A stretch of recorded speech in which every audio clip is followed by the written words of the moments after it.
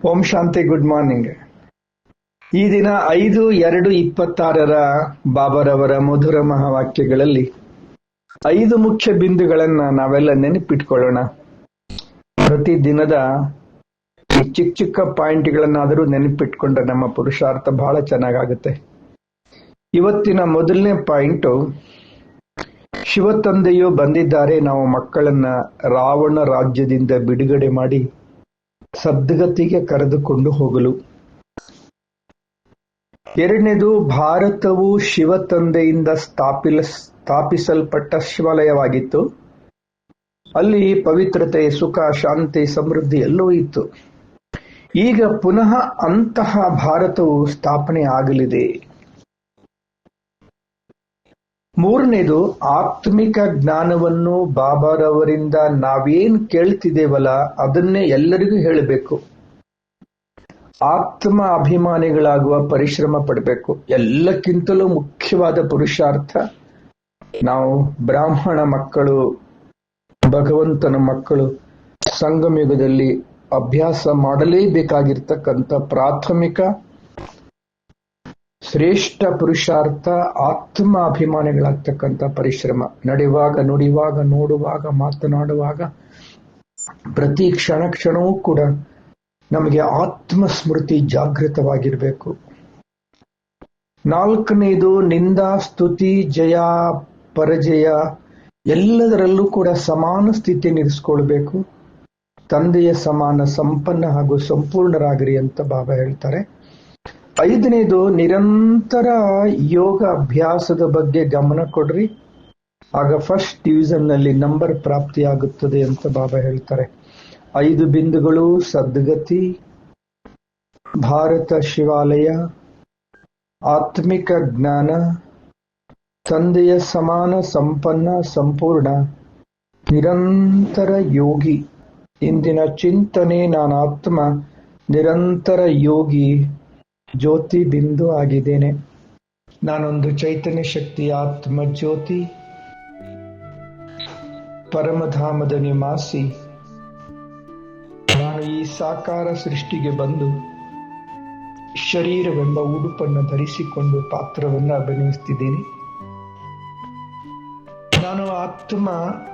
ನನಗೆ ಓದಿಸಲು ಈಗ ಸಂಗಮಯುಗದಲ್ಲಿ ನನಗೆ ಸತ್ಯ ಜ್ಞಾನವನ್ನು ಕೊಡಲು ಬಾಬಾರವರು ನನ್ನನ್ನು ಆರಿಸಿಕೊಂಡಿದ್ದಾರೆ. ನಾನು ಸಂಗಮಯುಗಿ ಶ್ರೇಷ್ಠ ಬ್ರಾಹ್ಮಣ ಆತ್ಮನಾಗಿದ್ದೇನೆ. ನಾನು ಆತ್ಮ. ನನ್ನನ್ನು ಶೃಂಗರಿಸಲು ಸ್ವಯಂ ಶಿವಬಾಬರವರೇ ಬಂದಿದ್ದಾರೆ. ನಮ್ಮನ್ನು ಈ ರಾವಣ ರಾಜ್ಯದಿಂದ ಬಿಡುಗಡೆ ಮಾಡಿ ರಾಮರಾಜ್ಯ, ಸದ್ಗತಿ, ಸ್ವರ್ಗಕ್ಕೆ ಕರೆದುಕೊಂಡು ಹೋಗ್ಲಿಕ್ಕೆ ನಾವೆಷ್ಟು ಭಾಗ್ಯಶಾಲಿಗಳು. ಆಹಾ, ನಾನೆಷ್ಟು ಭಾಗ್ಯಶಾಲಿ. ಭಗವಂತ ನನಗಾಗಿ ಬಂದು ನನಗೆ ಸತ್ಯ ಜ್ಞಾನ ಶಿಕ್ಷಣವನ್ನು ನೀಡಿ ಪುರುಷಾರ್ಥವನ್ನು ಮಾಡಿಸಿ ಹೊಸ ಯುಗದ ಮಾಲೀಕನನ್ನಾಗಿ ಮಾಡುತ್ತಿದ್ದಾರೆ. ನಾನು ನಿರಂತರ ತಂದೆಯನ್ನ ನೆನಪು ಮಾಡಿ ತಂದೆಯು ಸ್ಥಾಪನೆ ಮಾಡುವ ರಾಮರಾಜ್ಯದಲ್ಲಿ, ಸ್ವರ್ಗದಲ್ಲಿ ಉನ್ನತ ಪದವಿಯನ್ನ ಪಡೆದುಕೊಳ್ಳುತ್ತೇನೆ. ನಾನು ಆತ್ಮ. ಪವಿತ್ರ ಈ ಭಾರತ ಭೂಮಿ ಶಿವಾಲಯವಾಗಿತ್ತು. ಸುಖ, ಶಾಂತಿ, ಪವಿತ್ರತೆ, ಸಮೃದ್ಧಿಯಿಂದ ಕೂಡಿದ ಸ್ವರ್ಗ.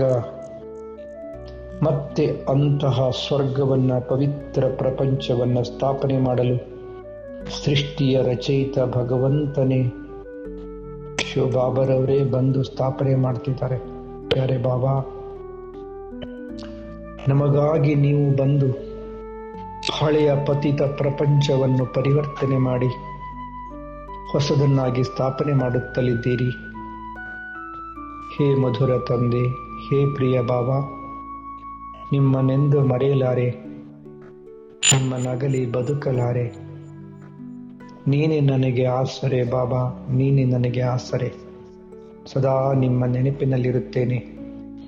ನೀವು ನೀಡಿರುವ ಈ ಆಧ್ಯಾತ್ಮಿಕ ಆತ್ಮಿಕ ಸತ್ಯ ಜ್ಞಾನವನ್ನು ನಿಮ್ಮಿಂದ ಕೇಳಿ ಅನೇಕರಿಗೆ ಅದನ್ನೇ ಹೇಳುತ್ತೇನೆ. ಎಲ್ಲರಿಗೂ ಸತ್ಯ ಜ್ಞಾನದ ಅರಿವನ್ನು ಮೂಡಿಸುತ್ತೇನೆ.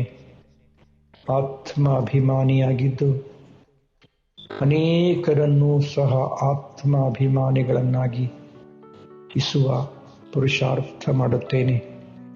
ಎಲ್ಲರ ಸಂಬಂಧ ತಂದೆಯೇ ನಿಮ್ಮ ಜೊತೆಯಲ್ಲಿ ಇಡುವಂತೆ ಪ್ರೇರೇಪಿಸುತ್ತೇನೆ. ನಾನು ಆತ್ಮ ಜ್ಯೋತಿಯಾಗಿದ್ದೇನೆ. ನಿಂದ, ಸ್ತುತಿ, ಮಾನ, ಅಪಮಾನ, ಜಯ, ಪರಾಜಯ ಎಲ್ಲದರಲ್ಲೂ ಸಹ ಸಮಾನ ಸ್ಥಿತಿಯಲ್ಲಿ ಇರುವಂತಹ ತಂದೆ ಬಾಬ್ದಾದ ನಿಮ್ಮ ಸಮಾನ ಸಂಪನ್ನ ಹಾಗೂ ಸಂಪೂರ್ಣನಾಗುವ ಪುರುಷಾರ್ಥದಲ್ಲಿ ತನ್ಮಯನಾಗಿದ್ದೇನೆ. ನಾನು ಆತ್ಮ ಜ್ಯೋತಿಯಾಗಿದ್ದೇನೆ.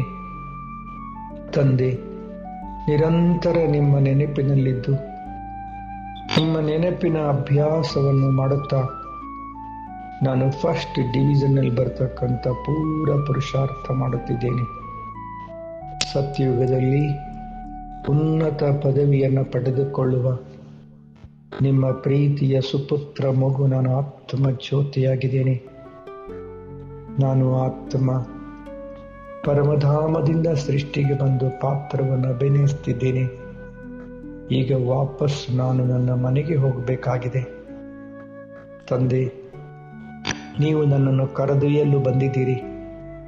ಮೊದಲು ಮನೆ ಮುಕ್ತಿ ಹಾಗೆ ಜೀವನ್ಮುಕ್ತಿ ಗತಿ ಹಾಗೂ ಸದ್ಗತಿಯ ಮಾರ್ಗವನ್ನು ತೋರಿಸಲು ತಂದೆ, ನಿಮ್ಮ ಶ್ರೀಮತ, ನಿಮ್ಮ ಶ್ರೇಷ್ಠ ಮಾರ್ಗದರ್ಶನದಂತೆ ನಡೆದು ಹೆಜ್ಜೆ ಹೆಜ್ಜೆಯಲ್ಲೂ ಕೂಡ ನಿಮ್ಮನ್ನು ಅನುಸರಿಸಿ ನಿಮ್ಮ ಪ್ರೀತಿಯ ಮಗುವಾಗಿ ನಿಮ್ಮ ಆಜ್ಞೆಯಂತೆ ನಡೆದು ನಾನು ಶ್ರೇಷ್ಠ ಪದವಿಗೆ ಯೋಗ್ಯನಾಗುತ್ತೇನೆ. ನಿಮ್ಮ ಹೆಸರನ್ನು ಜಗತ್ತಿಗೆ ಪ್ರಖ್ಯಾತಪಡಿಸುತ್ತೇನೆ. ಅನೇಕ ಆತ್ಮಗಳಿಗೆ ಸತ್ಯ ಜ್ಞಾನದ ಅರಿವನ್ನು ನೀಡಿ ಅಜ್ಞಾನದ ಕತ್ತಲೆಯನ್ನು ಕಳೆದು ಸುಜ್ಞಾನದ ಬೆಳಕಿನೆಡೆಗೆ ಬರುವಂತೆ ಪ್ರೇರೇಪಿಸುತ್ತೇನೆ. ಓಂ ಶಾಂತಿ. ನಾನು ಆತ್ಮ ಜ್ಯೋತಿ, ಪರಮಾತ್ಮ ಶಿವಬಾಬರವರ ಪ್ರೀತಿಯ ಮಗು, ಪರಮಧಾಮ ನಿವಾಸಿ. ಕ್ಷಣದಲ್ಲಿ ಪರಮಧಾಮ